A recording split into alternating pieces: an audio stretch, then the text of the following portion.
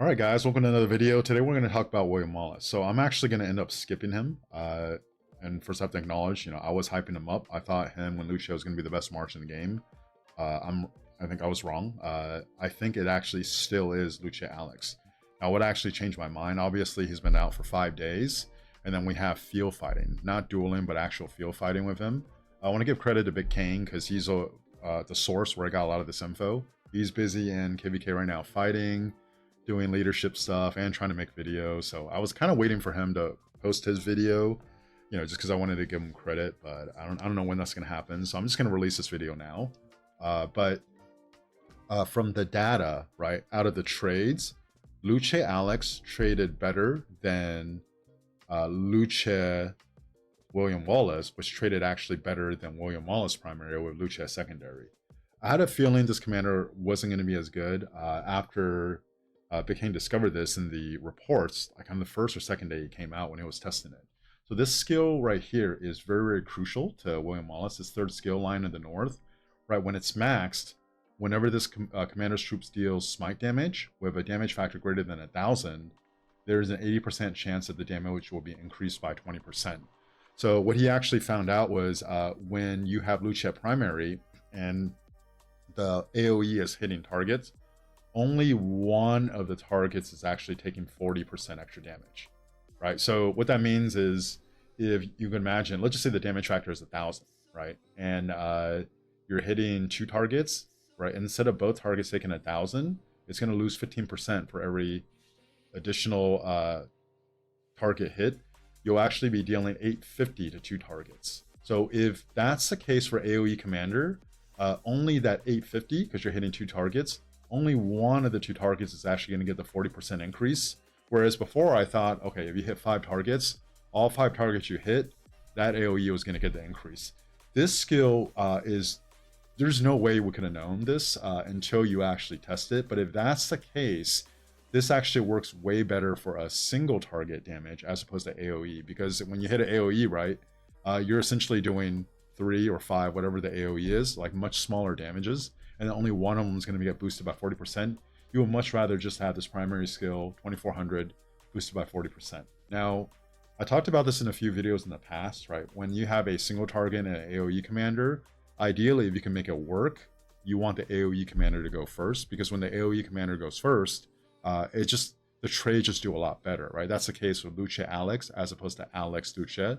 That's the case with ZL Boudica as opposed to Boudica ZL.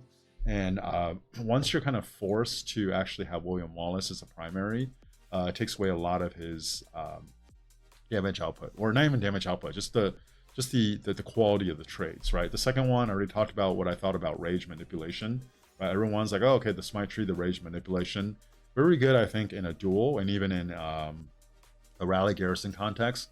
When it comes to open fielding, I think rage reduction, even if you get up to like 135 rage per skill cycle, at most you're delaying it by a second, right? And that's probably maybe a little over half the time you'll actually reduce that by more than a second. Is it that valuable? In my opinion, no.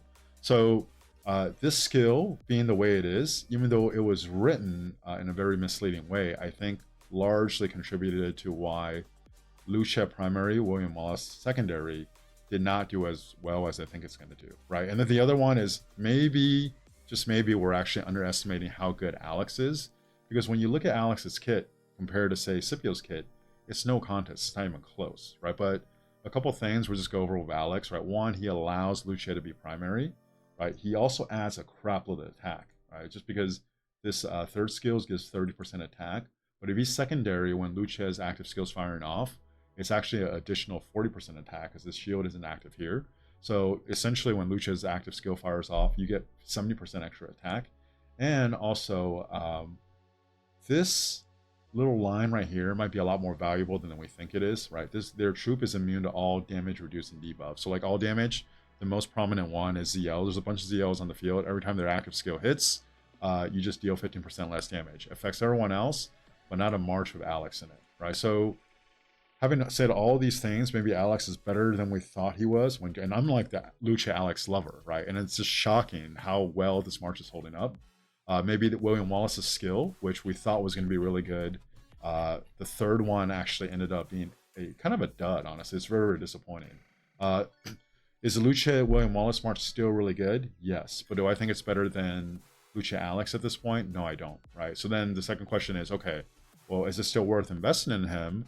And then you kind of pair him with Scipio. And uh, just from the feedback from Bicane, looking at the reports manager, Juan Scipio with the Relic traded way better than Scipio William Wallace. Right. So if that's it's trading better and you're assuming Guan's silence is actually adding more value than any kind of rage manipulation. Actually, if you're running William Wallace secondary, you're not even doing that.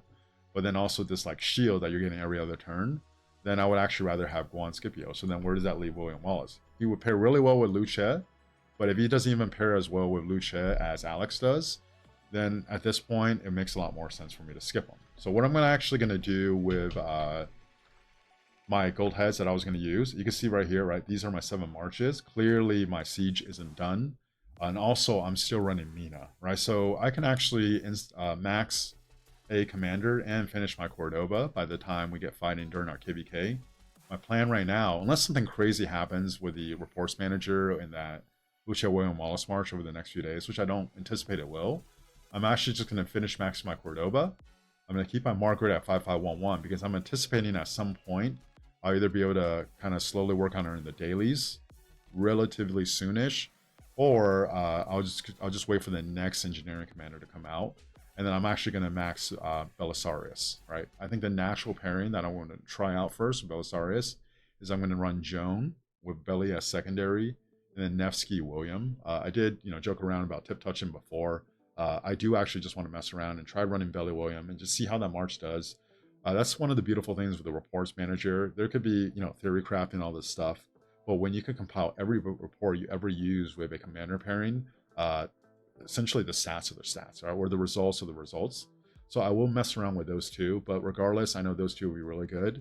And where I can actually get the biggest upgrade right now wouldn't actually be investing in William Wallace. I'm just going to run Guan Skip, Lucia Alex, and I'm actually going to replace Mina with Belly, and then finish off my Cordoba. I think that's going to be the biggest improvement. This actually is current as of July 18th, so at this point it's like over 2 weeks ago. So I've actually accumulated a lot more mats. I can actually craft another accessory, which I'm waiting for KBK to officially start, and I'm about halfway to the accessory after that. So a little shorter video than what I've been doing recently, but that's kind of my plan going into this KBK. I actually do want to apologize if I somehow misled you into making an investment. That's not the best, but honestly, that William Wallace skill, the third skill, I think makes a huge difference, and it just didn't turn out the way that it was written. I think it made a huge difference. But if you're not sure what to do, right? Let's just say right now you're just getting into KBK3, right? Obviously, you want to invest in Luce. Then what should you do? Should you invest in Scipio? Should you invest in Alex? Should you invest in William Wallace? I think the safest bet out of the 3 would actually be Scipio, just because he's going to be very versatile. So if another infantry commander comes out, because of how versatile he is, he'll still be able to pair with a lot of people. I do think the Alex Luce March is slightly better than Scipio Luce, right? But Alex really only pairs well with Luce right now, and it's kind of mid with the other commanders. And then William Wallace, at this point, kind of the march is kind of on par with Scipio and probably slightly worse as far as Trace and Alex. But I personally would not invest in him just because you just don't know what's going to happen the next infantry cycle, which is going to be like 11 months from now. He's good, right? If you somehow have Guan, Skippy, and Luce, and you're deciding between Alex and William Wallace, if you invest in William Wallace, it's a little more future-proof, right? Just because it's a smite commander that could probably pair in the future. Alex is probably a little bit better, right? They're not that far off. Alex, Gorgo, William Wallace, or Scipio, all of those pair with Luce will be the top tier march in the game. It just, unfortunately, there's only one Luce to go around, so you have to pick between like 4 commanders, right? And I think it's pretty clear that Gorgo is worse than William Wallace, and then it almost becomes kind of like a preference. Would you rather have William Wallace? Would you rather have Alex? Would you rather have Scipio? I think utility-wise, that's kind of not measured in the reports. I actually would put Alex's debuff above Scipio's health debuff. And then what William Wallace is doing is some rage manipulation, and or if you're not running that as a primary, you get a mighty shield every other turn, right? I think out of the three, that's probably the worst, and Alex is probably the best. And Alex is just the most fun to use with Lucia, in my opinion. So that's kind of my recommendation there. But if you guys watched all the way then, you haven't yet, please like and subscribe. Again, thank you guys for watching, and I'll talk to you guys next time.